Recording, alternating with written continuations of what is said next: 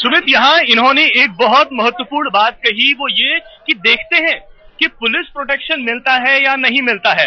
Opera house में जितने भी हीरा व्यापारी हैं, उन्होंने दो टूक शब्दों में यहाँ प्रशासन से कहा कि अगर उनको सुरक्षा नहीं दी जाएगी तो शायद वो दूसरे प्रदेश में भी चले जाएंगे।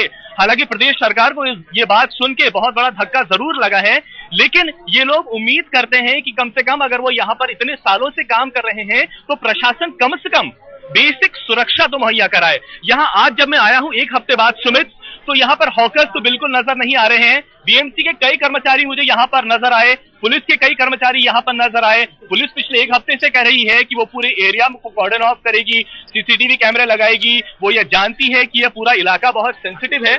आप डायमंड ट्रेडर हैं, आसपास ही रहते हैं, आप मुझे बताइए पुलिस से क्या उम्मीद रखते हैं बाबा?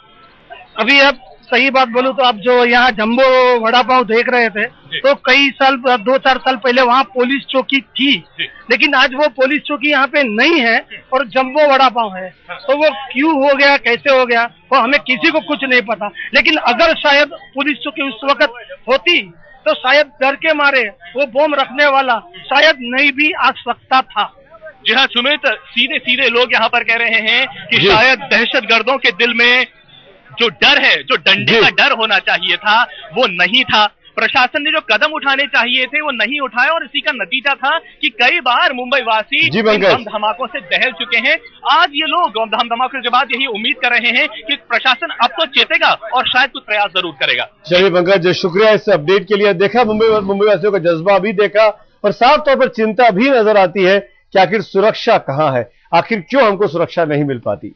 हफ्ते भर बीत गए लेकिन मुंबई ब्लास्ट की जांच कर रही एजेंसियों के हाथ अब भी खाली हैं। अभी भी इंडियन मुजाहिदीन शक की सूची में सबसे ऊपर है। इंडियन मुजाहिदीन के कनेक्शन को खंगालने के लिए कोलकाता में कल तौकीर नाम के एक संदिग्ध को हिरासत में लिया गया। आइए आपको बताते हैं 7 दिनों की जांच में दरअसल एजेंसियों ने क्या क्या किया।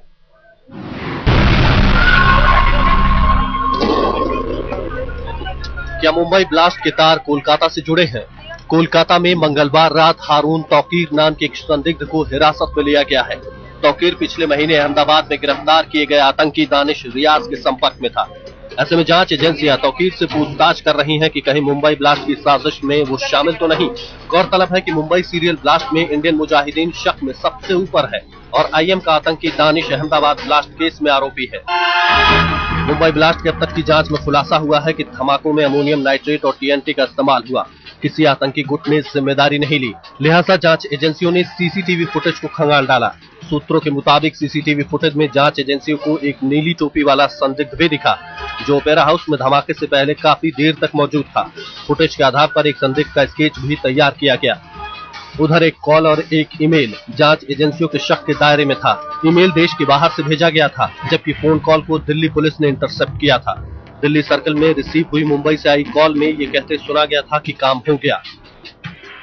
हालांकि इन दोनों सुराग से ज्यादा कुछ हासिल नहीं हो पाया, लिहाजा गुनहगारों की तलाश में जांच एजेंसियों ने देश भर में छापेमारी तेज कर दी। एनआईए की टीम ने कोलकाता एसटीएफ से अब्दुल्ला नाटा को लेकर जानकारी मांगी थी। अब्दुल्ला नाटा आईएम के आका आमिर रजा का करीबी सहयोगी है और कुछ सालों पहले तक कोलकाता में रहता था। इससे पहले एनआईए की टीम ने रांची के बरियातू में छापेमारी की थी। रांची में अहमदाबाद धमाकों के आरोपी दानिश का घर है। जांच एजेंसियों ने यूपी के आजमगढ़ का भी रुख किया। एनआईए की टीम ने साबरमती जेल में बंद दानिश और अजमेर में डॉक्टर जलीस अंसारी से पूछताछ की, लेकिन अब तक की जांच का कोई नतीजा नहीं निकला है। आज तक ब्यूरो।